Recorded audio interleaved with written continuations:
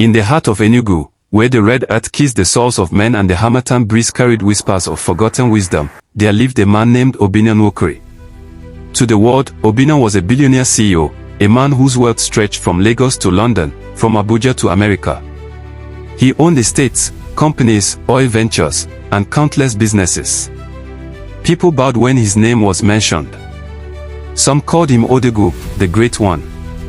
Others, in secret, called him arrogant for having more than any man should possess.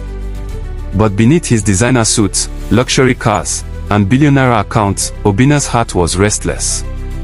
He had grown up in poverty, in a small compound where the roof leaked when rain fell, where his mother cooked beans on firewood, and where his grandmother told him folktales under the moonlight. She often reminded him, Obinna Nwam, wealth is like smoke, it rises high, but the wind can scatter it in a moment. Only kindness keeps a man's name alive.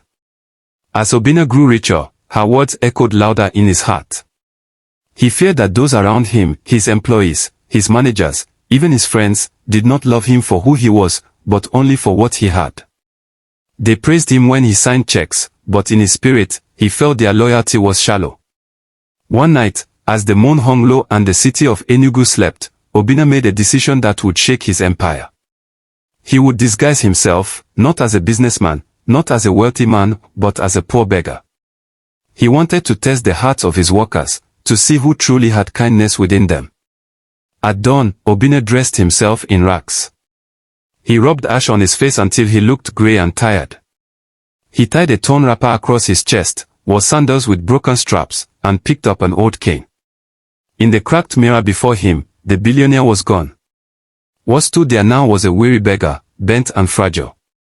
He whispered to himself, "Today, I shall see the truth." He walked to his own company, the towering glass building that carried his name in bold gold letters, Nwokorie Group of Companies. Workers trooped in, suits sharp, ties neatly knotted, perfume strong. Nobody knew their billionaire boss was just a few steps behind them, dressed as a nobody. At the gate, the security man, Ikenna, spotted him. Ikenna's eyes narrowed. "Who be this madman wey dey come here?" he barked in pidgin. Obinna bowed his head. "My son, I have not eaten. Give me small water to drink, please." But Ikenna scoffed and pushed him back. "You dey craze. This na company of rich people, no place for dirty beggars like you. Carry your smell, go outside." Obinna's heart sank. He looked into the guard's eyes, hoping for a spark of mercy, but all he saw was contempt. Slowly, he turned and limped inside.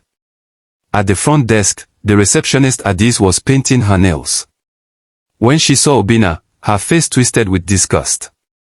"Jesus! Who allowed this kind of person into the building? Security! Come and throw this man out before he spoils the air here." Obinna raised his hand weakly. "Please, just a seat, just a little kindness. I am tired." But Adiz stood up, her voice sharp as a knife. "Get out. Do you know where you are? This is the office of a billionaire. People of value work here, not dirty beggars like you. Leave before I call the police." Obinna turned slowly, pain searing his chest. Was this the kind of heart his company nurtured? Just then, a soft voice called out.